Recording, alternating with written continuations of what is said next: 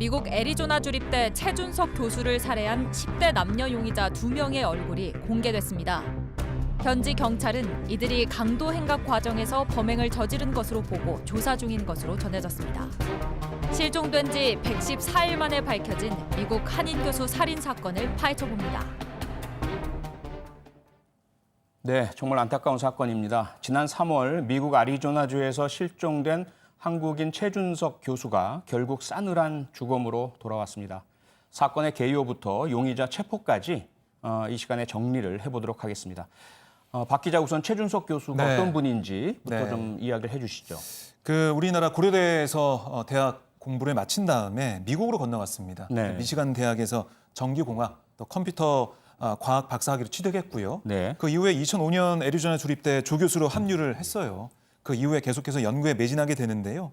쭉 보면 2001년 같은 경우는 전자설계 자동화 컨퍼런스 최고 논문상을 받는 그런 쾌거도 있었고 네. 4개의 미국 특허까지 갖고 있습니다. 네. 그리고 수십 개의 논문 이걸 가진 연구자였다라고 평가를 받고 있고 네. 또 2020년 지금 실종되기 전까지 계속해서 애리조나 주립대 풀턴 공학대학원 연구 담당 부학과장으로 재임을 하고 있었습니다. 네, 최준석 교수 상당히 학문적으로도 업적이 뛰어난 분인데 지난 3월에 실종이 된 거죠? 네, 맞습니다. 3월 25일 날 이제 퇴근길에 일단 귀가하지 않아서 실종 신고가 접수가 됐고요. 네. 그리고 이제 실종 신고가 접수되자마자 실종 사건으로 처리를 하다가 나흘 만인 3월 29일부터 일단 최준석 교수에 대한 실종 사건을 살인 사건으로 보고 수사를 진행을 했습니다. 네. 근데 일단은 그 조사 과정에서 어떠한 증거물이 나왔는지 저희가 정확하게 알 수는 없습니다만 일단 피닉스 북쪽 교차로 쪽에서 살해된 것으로 추정하고 있었고요. 네. 그것을 수색하는 과정에서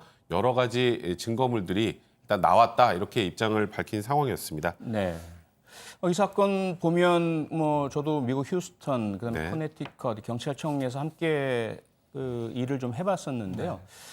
미국에서는 실종 사건 발생하면 일단 초기에 프로파일링을 하거든요. 그렇죠. 그래서 아무리 성인이라 하더라도 자발적 가출의 가능성, 그다음에 범죄적 실종의 가능성 이걸 면밀하게 검토 분석을 해서 범죄적 실종의 가능성이 짚어지면 바로 수사에 들어가는데 이제 백 변호사 말씀처럼 나흘 만에 살인 사건 수사로 전환했다는 것은 이미 최준석 교수가 자발적 실종의 가출의 사유나 이유나 정황이 전혀 없다라는 판단이 내려졌던 것으로 보이고요.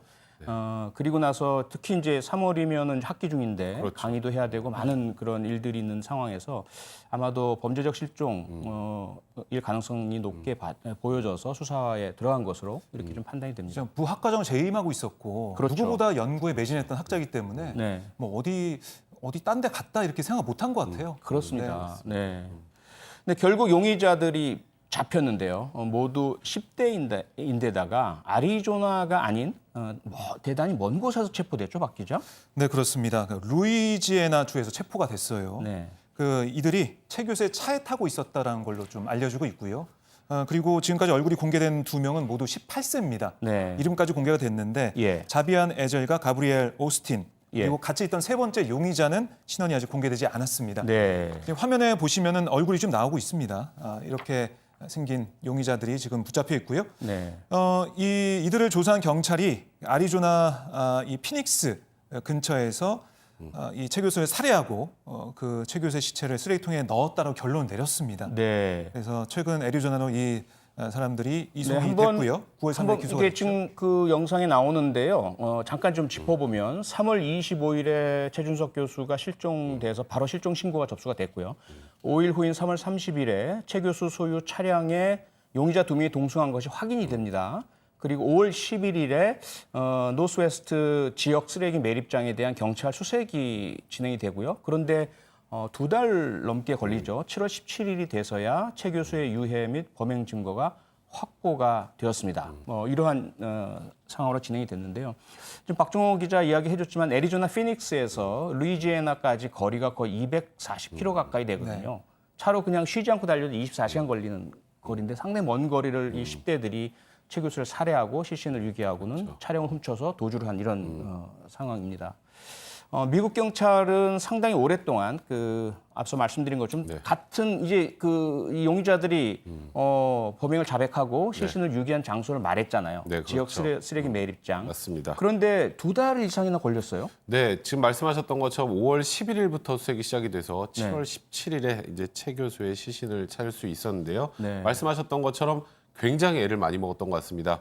거의 하루에 10시간 동안 주 네. 방위군 또 폐기물 관리 현지 건설업체가 제공한 중장 배동을 받아서 10시간 이상씩 일단 수색을 해왔습니다만 예. 발견이 되지 않았었고요. 그러니까 대략 쓰레기물을 가득 실은 더부트럭 1,400여 대를 옮겨서 시신을 찾아왔다고 합니다. 네. 일단은 지금 말씀하셨던 것처럼 애리조나 서프라이즈 노스웨스트 지역 매립지로 옮겨진 쓰레기통에 이 최 교수의 시신이 담겨 있었다라고 합니다. 네.